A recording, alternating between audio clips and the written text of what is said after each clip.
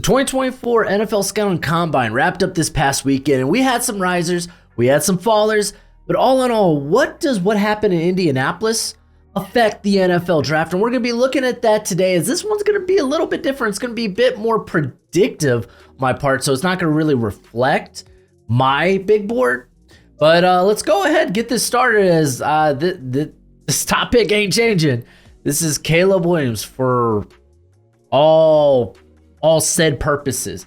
You get to reset the rookie contract. You get a very toolsy prospect. It's likely they're going to move on from Justin Fields. Sounds like the asking price, though, might have to come down, as teams obviously know that, hey, Fields, he's got to be moved.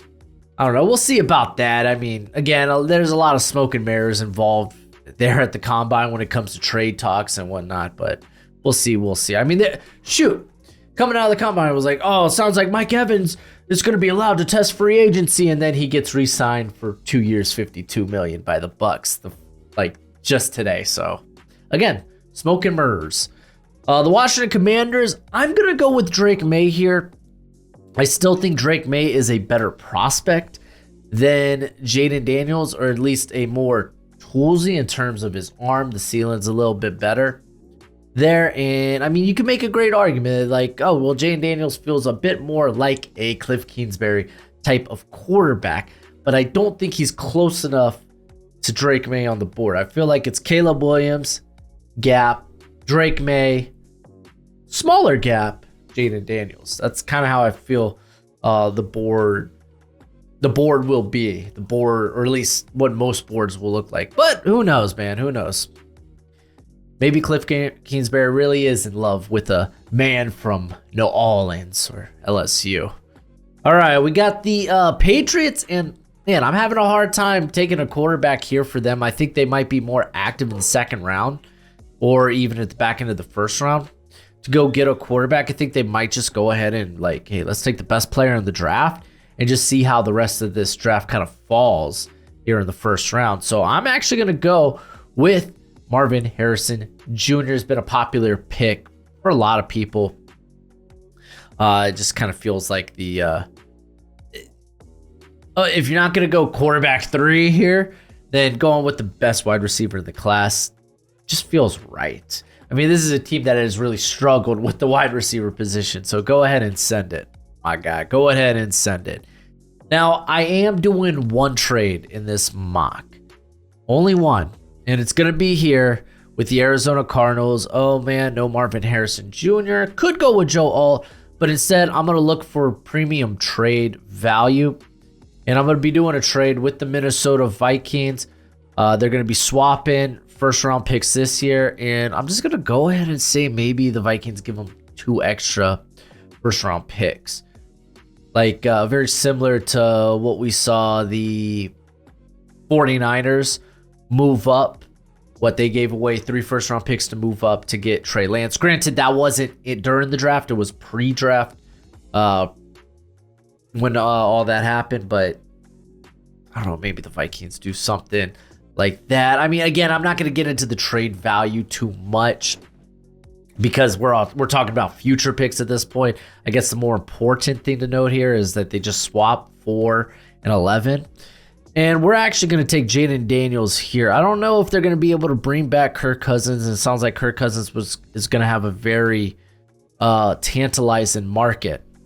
So they're probably going to want to get their quarterback in the draft, which means moving up, whether it's moving up to the Patriots pick or wait until the draft, seeing if a Jaden Daniels falls, or maybe if they fall in love with the JJ McCarthy.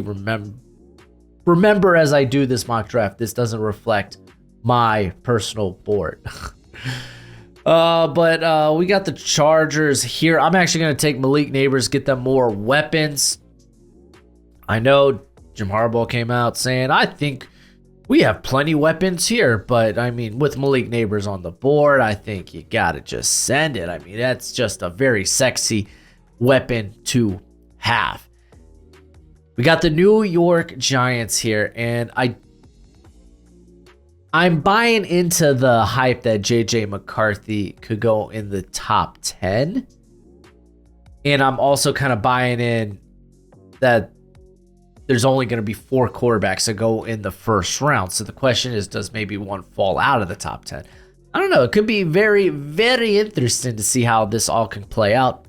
But I'm actually going to go with J.J. McCarthy here to the New York Giants, because this kind of puts them in a very good situation where, okay, we got one more year of Daniel Jones. We don't necessarily have to start J.J. McCarthy early. And if we really want to see what we got, we could look at him down the stretch, because we're just going to, I would just assume that you're not going to be in, you're not going to be very, you could be competitive with Daniel Jones. And I mean, they could do a lot this offseason, so I shouldn't say that.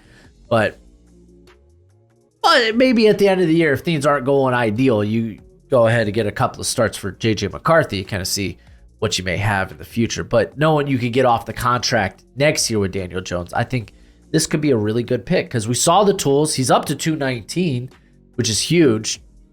Word is, he interviewed extremely well. Who would have thought?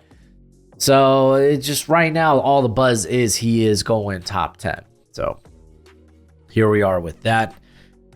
Joe Alt to the Titans. I mean, until there's a better pick, if Joe Alt's just sitting right there, Titans, just go and snag. That's a great pick. Offensive line was PP poo-poo. Now let's surprise some people with pick 8 here. I thought I could easily pencil in Dallas Turner and it would be a-okay. He ran extremely fast. He did the explosive drills extremely well. He was up to 247. So a lot of pluses there for Dallas Turner. Extraordinary length. A lot of pluses. Raheem Morris.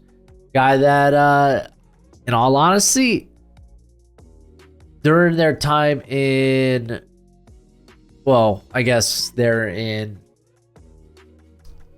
Los Angeles, they didn't really invest early in the defensive line. I mean, you think a guy like Kobe Turner, Byron Young, those were 3rd rounders. So maybe they go with the corner position, looking for that guy next to AJ Terrell.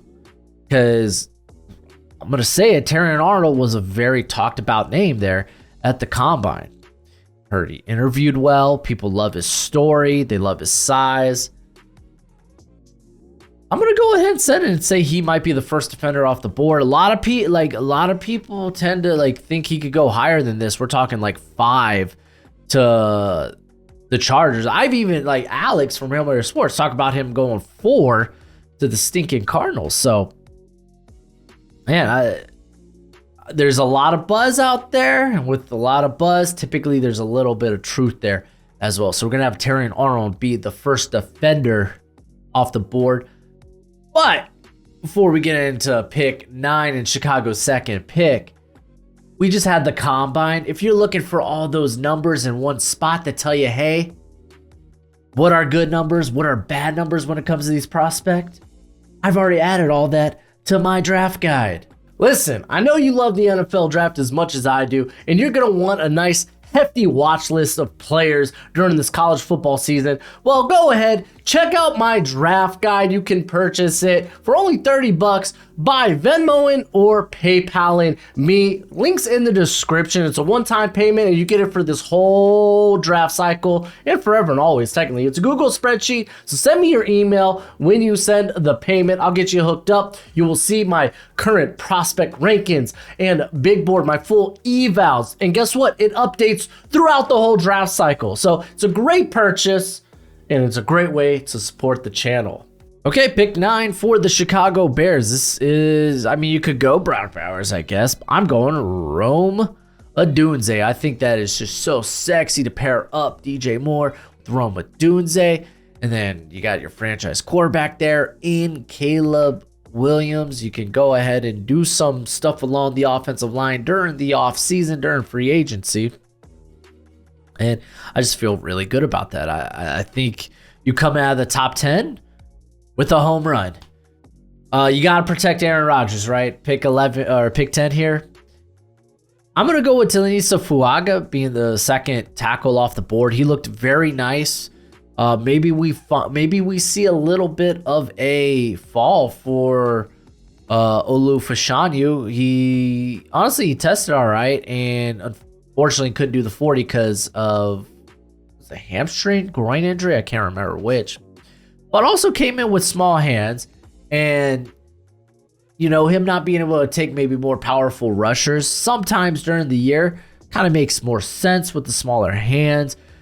I don't know. Maybe we see this fall. A lot of people are projecting a fall for Olu-Fashanu, so I'm saying, hey, let's really play with that scenario here. So regardless, though, Talanoa Fuaga going here to the Jets. The Arizona Cardinals, this is their first pick, and I think Jonathan Gannon is going to want to get a really good corner player here. They could go with an edge rusher, but I think corner could get pushed up the board a little bit here with some of the good performances we saw here at the Combine. And I mean, even going back to the Senior Bowl, I'm actually going to go with Quinyon Mitchell here for the Arizona Cardinals, who already traded back, already picked up extra first-round picks next year and the following year.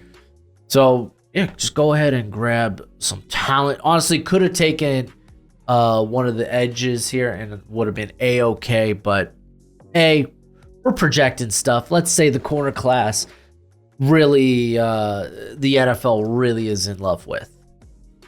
But don't worry, edge is coming off the board soon. We got the Broncos here, and we're not going to go quarterback because I just don't think the NFL is as high on Bo Nix as I am.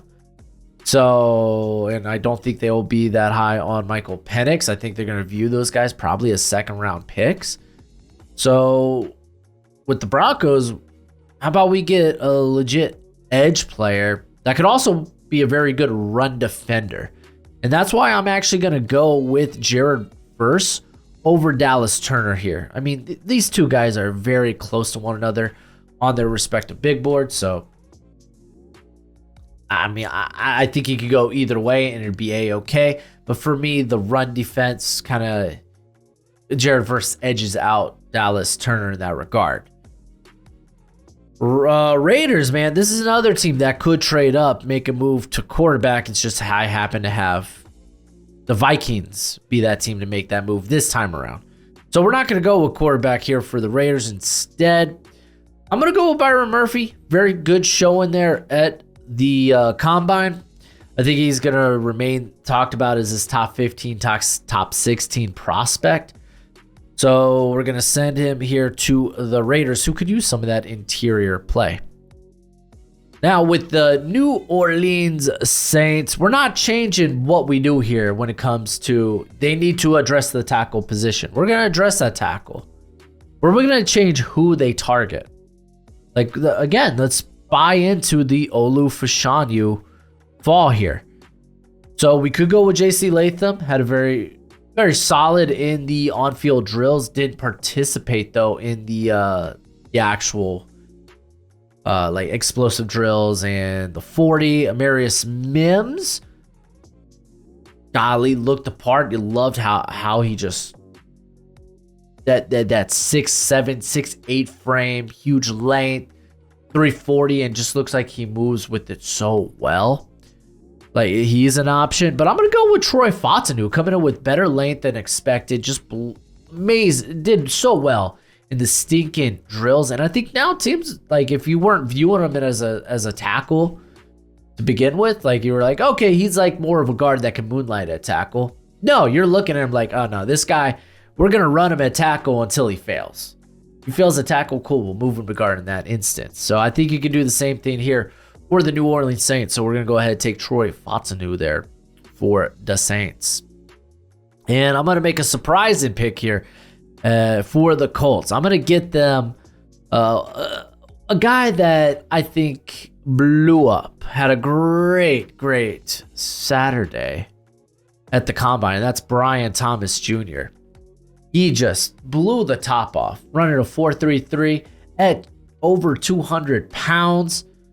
Golly gee, the man can move. And I mean, I think that the Colts would love to have that type of threat, size and legitimate speed down the field. And this dude's a former basketball player, man. He could go up and get it. He just adds another weapon there for the Colts. They have Alec Pierce, but he leads to a lot more contested catch situations than I think you would want. So actually get a legitimate speed guy there on the outside who actually has really good force miss tackle ability as well. So we're going to go ahead. We're going to snag Brian Thomas there for the Colts.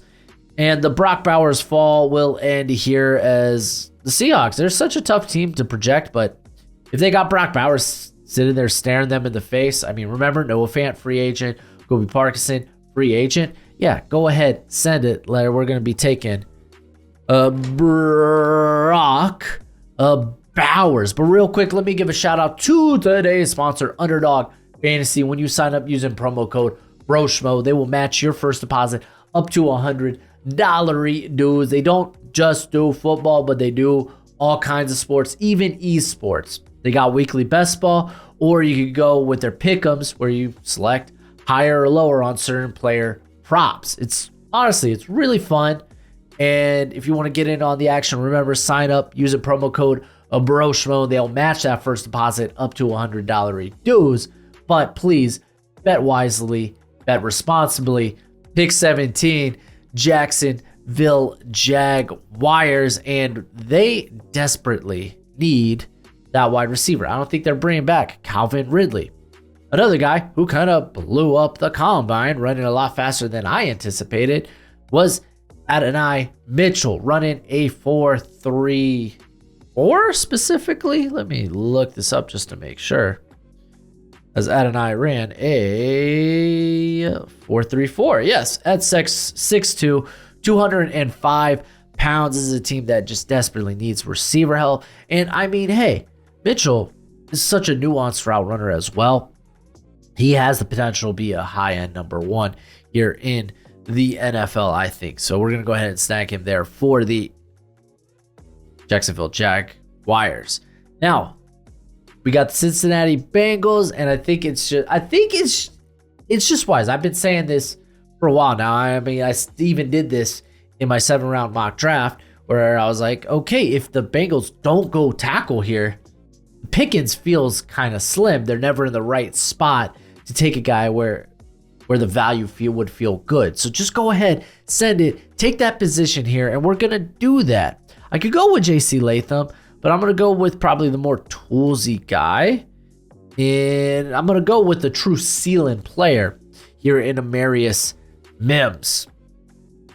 As, again, JC I'd have no problem with here. And it's just, I'm kind of projecting that, teams, they went in, they looked at the size of Mims, they were like, oh, and it's like, I know JC Latham's got great size, but he doesn't have Mims size. And I don't think he moves like Mims.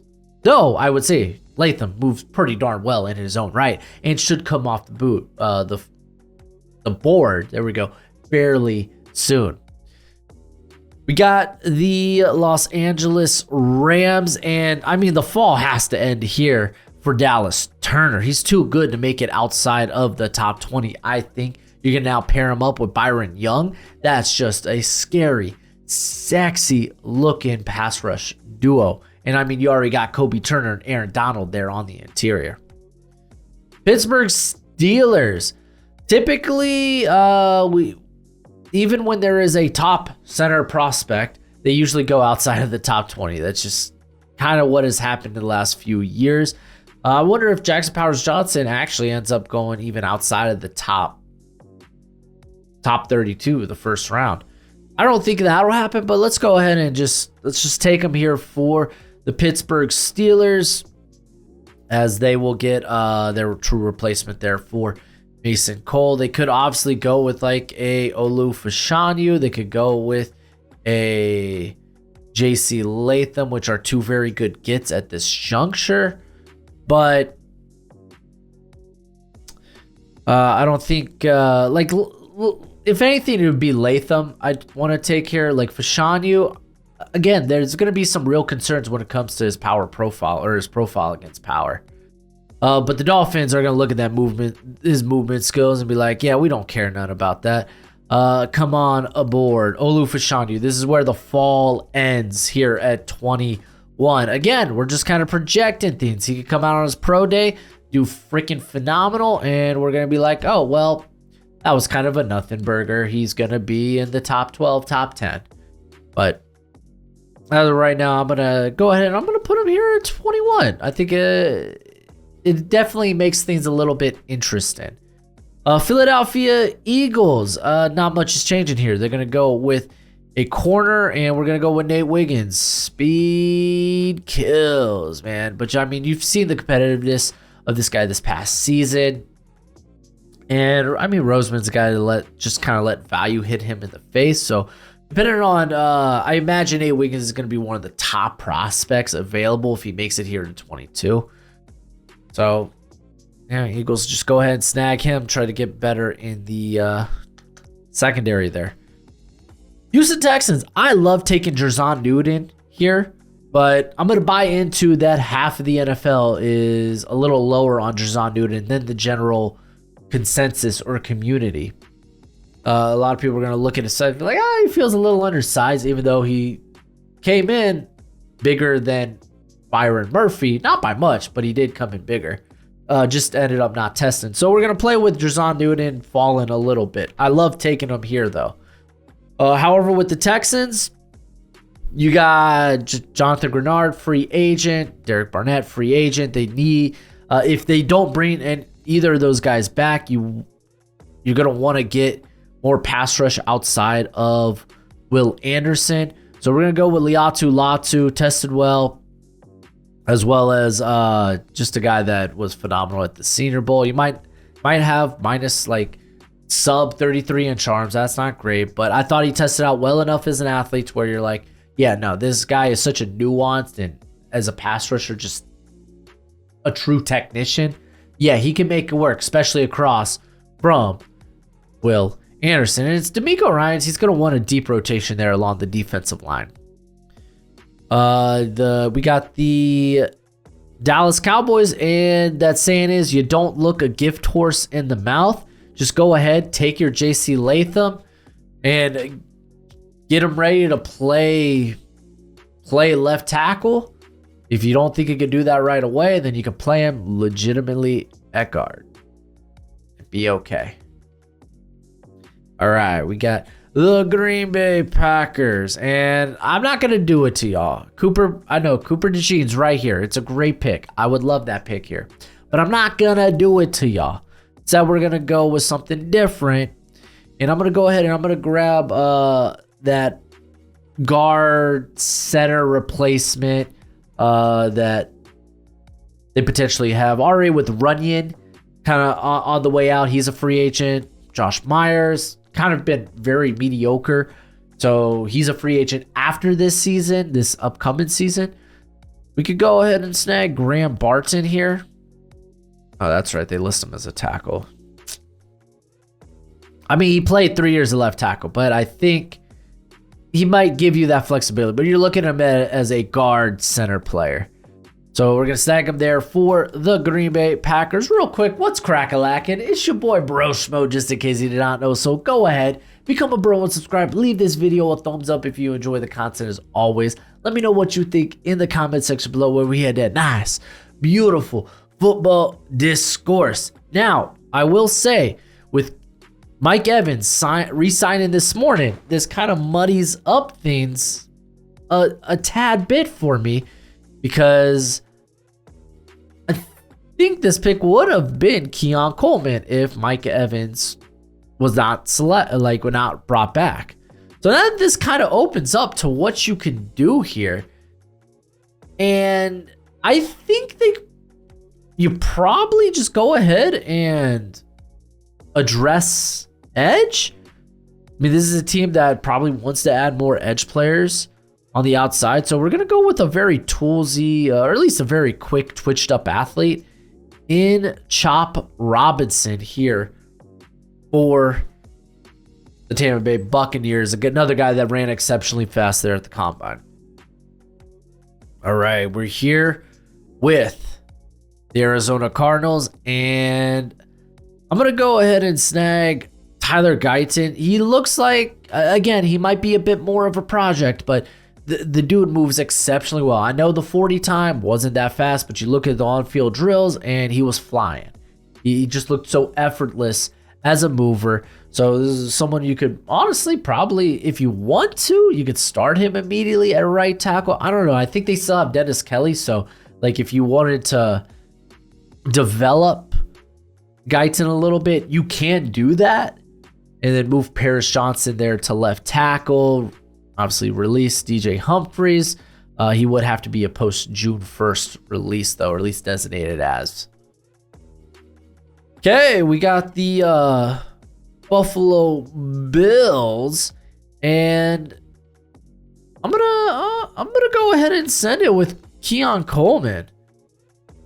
I'm gonna get them. This is something they really don't have on the roster right now, and he may have tested out a little bit slow at 4.61. I think it was actual like final number there, but he was moving a lot faster in the gauntlet drill than say Troy Franklin. Like we had Keon Coleman getting up to like 20 miles an hour, while like you look at like a Troy Franklin who ran a 4.41, got up to only 15. So like definitely Keon Coleman is a lot smoother as an athlete and is a bit quicker there on the field.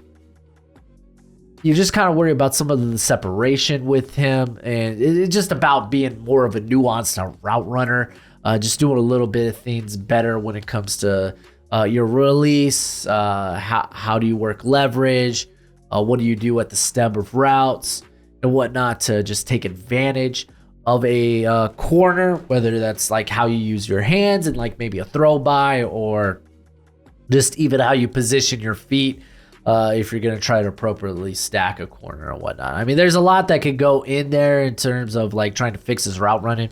But regardless, he gives you a very good contested catch player who is just a terror to try to bring back down after the catch. And you already have guys who are very nuanced route runners on the Bills in Khalil Shakir and in Stephon Diggs. So we're going to go ahead and snag Coleman here. And now the Detroit Lions, I said this earlier, you don't look a gift horse in the mouth. This is a team desperate for some cornerback help, and we're going to snag it with Cooper DeJean, a guy that can play inside and outside, but in this case, he is playing outside for this squad. I think he could be a very, very good outside receiver. He's still healing from the broken leg, so he will test out at his pro day. I'm very excited to see that. Now we have the Baltimore Ravens, and I'm going to go with edge. This is a team with Clowney as a free agent. This is a team with Kyle Van Noy as a free agent, but those are older guys anyway. You want to get someone for sure there across from Odafe Owe. David Ojabo, unfortunately, just can't stay healthy. So I'm going to go with... where are you at? Marshawn Nealon, who, godly, his agility drills were so much better than I anticipated. They were just, I really loved how he looked in those drills. And he gives you a very powerful, very good run defender, a guy that can set that edge, which is a little bit different than what they have in Odafe Owe. Now we have the San Francisco 49ers. And I go back to the offensive line. This is a team that would love to get help, whether it's at tackle, whether it's at guard, even at center in some cases. So we're going to go take a look at the offensive line, and I'm actually going to go with Kingsley Suamataia, who performed really well at the combine. Someone I think you could start at tackle, at right tackle early for the Niners if you want. He is a bit raw in some regards in terms of like technique, how he uses his feet. But if you want to if you want to hide that because honestly, he's got some strength to his profile, then you could play him at guard early on before you move him out there to the outside. But regardless, you're getting a really high ceiling prospect here in Kingsley Suamataia. And then to end this sucker off, man, the Chiefs, it's no secret. This pick is probably going to be wide receiver. But man, what would they want here at wide receiver? And I say speed kills. 4-2-1? Golly. Let's get Tyreek Hill type of speed here in Xavier Worthy for the Chiefs. And that's actually going to wrap up the mock draft here. Let me go ahead and put this sucker in position for all to see. As yes, we took Xavier Worthy there for the Kansas City Chiefs. But go ahead, let me know what you think in the comment section below. I will say that this was more on the predictive end, and a lot of this was kind of based on things we may have seen at the combine, or at least heard at the combine. But hey, if you want to know more about what happened, what went down at the combine, check out those videos down there. But as always, until next time, you be easy, my friends. Later.